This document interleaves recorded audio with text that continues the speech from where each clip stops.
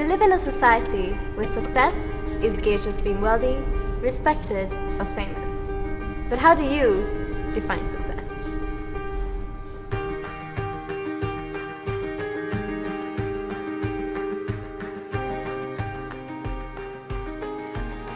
On this episode, we talk to an empathetic and soul-driven lady.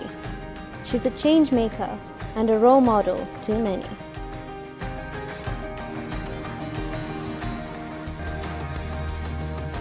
Hi, my name is Madhvi and this is my success story. So I was always an achiever.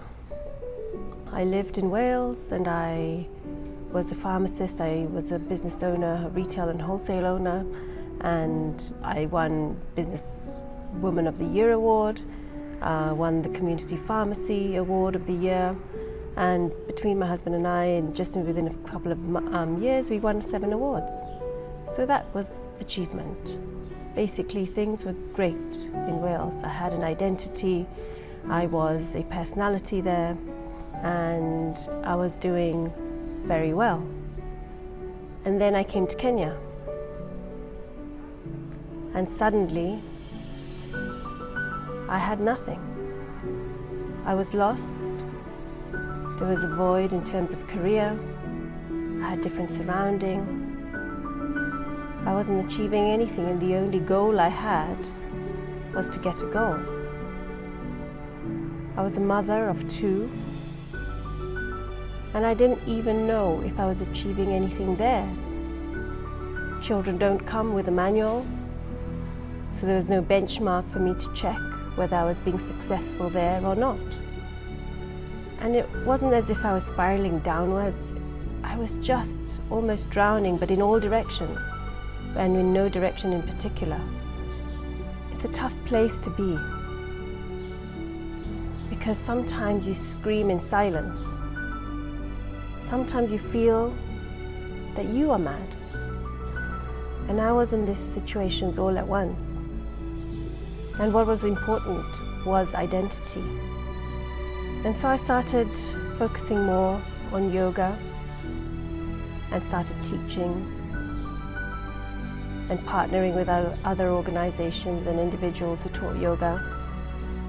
And I developed something called yoga dance. And just during that journey and that path, I met a woman. Her name was Wani Angare.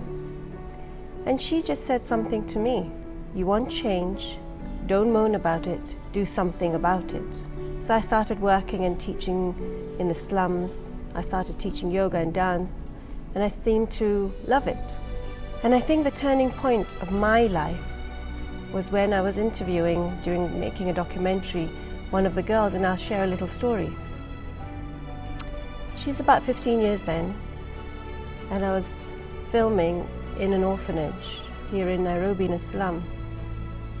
She had lost her parents. She had a sibling who she was stripped away from. She was in this orphanage, dingy, unkempt orphanage, on a bed with 3 other girls. She had to go through month on month things which I would never even have thought about, with a teacher in school just to get sanitary wear every month. And I remember her closing words to me. She was okay. She was happy because she had food and she had shelter and she was safe. That evening when I went home, I remember I couldn't even speak to my children. I was completely drained. I then started focusing on, yes, the things I had, but also how I could empower these girls, these women who've lost their identity, who've lost their possessions, who've lost hope. And so I started working hard. Now where I am, my job is to still work with children, which I never thought I would be doing, to still have compassion, which I never had access to before, and to still carry on, quote unquote, achieving. And now, my word of advice would be to identify and understand your emotional health to begin with, to find clarity on what makes you happy, what nourishes your soul, not just your heart or your mind.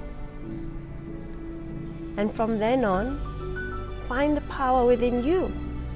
We all have it. But I do believe that success is redefined for me in a completely different dimension. And for now, this may be my direction. And I'm open to change. And I have a mantra which I share with all the children that I work with. And I say, I am, I love myself, I am powerful, I can give, I can receive, and I can change. I work now. I have a social enterprise called PadMad, which is an initiative on menstrual health, sexual rights, and we manufacture reusable sanitary pads. My work really involves embracing what women can do, willing to do, and also how it's not just about keeping the girl child in school, it's also understanding what dignity means to a girl and how they can access it just the way I can. And my name is Madhvi, and this is my success story.